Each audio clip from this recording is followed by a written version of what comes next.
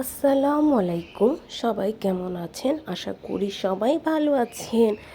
আজ আমি রান্না করব পুঁইশাক দিয়ে চিংড়ি মাছের তরকারি। তো চলুন রেসিপিটা দেখে আসি। এজন্য এখানে আমি পুঁইশাক নিয়েছি। আর পুঁইশাকগুলো দেখেন কি সুন্দর তাজা পুঁইশাক। একেবারে মনে হয় গাছ থেকে মাত্রই পুঁইশাকগুলো পেড়ে নিয়ে আসছে। তখন পুঁইশাকগুলোকে আমি কেটে বেছে নিব।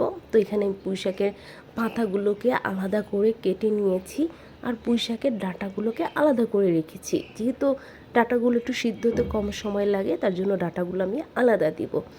আর এখানে আমি বড় সাইজের চিংড়ি মাছ নিয়ে নিয়েছি। চিংড়ি মাছগুলোকে এখন আমি একদম পরিষ্কার করে ছিলকাগুলো একবারে ফেলে দেব। আমার কাছে পুঁইশাকের তরকারি বা যে কোনো শাকের তরকারিতে যদি এই চিংড়ি মাছের ছিলকাগুলো বাছতে হয় তাহলে খেতে ভালো লাগে না। তো আমি একেবারে ছিলকাগুলো একদম ফেলে দিয়েছি। এখন ভালো করে ধুয়ে নিয়েছি। এখন পুঁইশাক রান্নাটা করতে চলে যাব। এই জন্য একটা বড় সাইজের কড়াই বসিয়ে দিলাম আর দিয়ে দিলাম পরিমাণ মতো তেল। পরিমাণ মতো তেল দেওয়ার পরে আমি পেঁয়াজ দিয়ে দিলাম। এখন পেঁয়াজগুলোকে খুব সুন্দর করে আগে ভেজে নিতে হবে।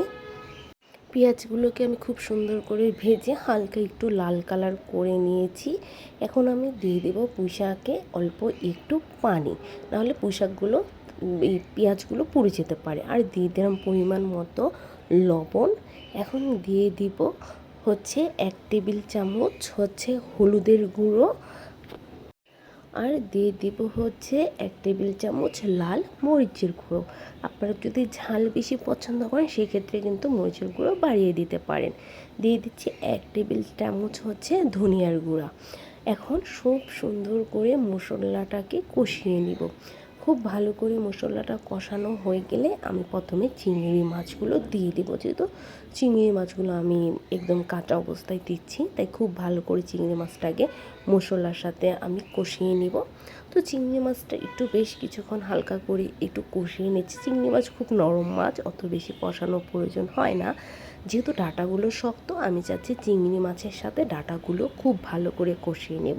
তাহলে ডাঁটাগুলো সিদ্ধ হয়ে যাবে। আর পুঁইশাকের পাতা তো খুবই নরম, সিদ্ধ হতে একদমই কম সময় লাগে। তার জন্য আমি ডাঁটাগুলো আগে খুব ভালো করে কষিয়ে নিচ্ছি। পুঁইশাকের ডাঁটাগুলো খুব ভালো করে কষানো হয়ে গেছে। এখন আমি পুঁইশাকের পাতাগুলো দিয়ে দিব। আর পুঁইশাক থেকে যেহেতু বেশ পানি বের হয়, তার জন্য আমি আর এক্সট্রা কোনো পানি দিব না।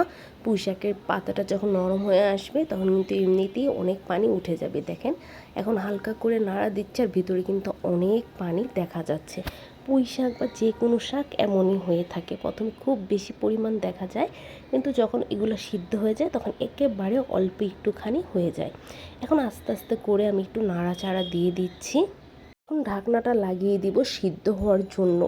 আর এর ভিতরে কিন্তু আমার পুঁইশাকটা খুব সুন্দর সিদ্ধ হয়ে গেছে। দেখেন একদম অল্প একটুখানি হয়ে গেছে। এখন আমি আবারও খুব ভালোভাবে নাড়াচাড়া দিয়ে দিব, যাতে পুরোপুরি যতটুকু সিদ্ধ হওয়ার বাকি আছে যেন সিদ্ধ হয়ে যায়। তো আমি যেহেতু এটা পুঁইশাকের তরকারি করব চিংড়ি মাছ দিয়ে, অল্প একটু তো ঝোল ঝোল প্রয়োজনই হবে। একদম পানি শুকিয়ে গিয়েছিল পুঁইশাকটা সিদ্ধ হতে হতে। তো এর জন্য আমি আবারও অল্প একটু পানি দিয়ে ফুটিয়ে নিচ্ছি, কারণ এটা একটু ঝোল ঝোল খেতেই মজা লাগে। একদম শুকিয়ে গেলে ভালো লাগবে না, তরকারি টাইপের যেহেতু করেছি। তার জন্য জাস্ট এখন অল্প একটু পানিতে একটা বলক তুলে নিলেই কিন্তু আমার চিংড়ি মাছ দিয়ে পুঁইশাকের তরকারিটা পুরোপুরি রেডি। আপনাদের কাছে কেমন লাগলো বলুন তো? চিংড়ি মাছের পুঁইশাকের তরকারিটা এতটাই মজার হয়ে থাকে, এই তরকারিটা থাকলে আর এক্সট্রা কোনো তরকারিই প্রয়োজন হবে না। আপনারা একবার রান্না করে দেখবেন। আল্লাহ হাফেজ।